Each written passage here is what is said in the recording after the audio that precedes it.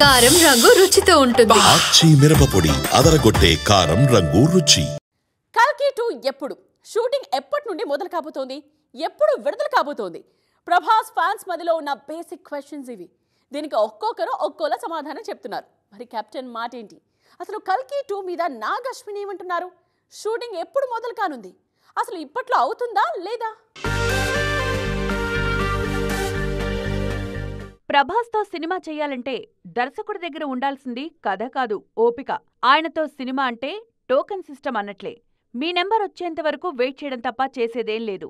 3-4 ఏళ్లకు సరిపోయే ప్రాజెక్ట్స్ అన్నీ సెట్ చేసుకున్నారు రెబల్ స్టార్. దాంతో దర్శకుల్లో వాళ్లలో వాళ్లకి పోటీ తప్పట్లేదు.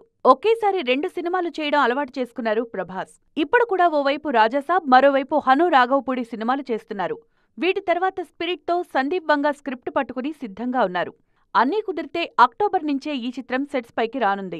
అదే నెలలో బాహుబలి ది ఎపిక్ కూడా విడుదల కానుంది. స్పిరిట్ తర్వాత కల్కి 2, సలార్ 2 ఉంటాయి. వీటిలో కల్కి 2 పై క్లారిటీ ఇచ్చారు నాగ్ అశ్విన్.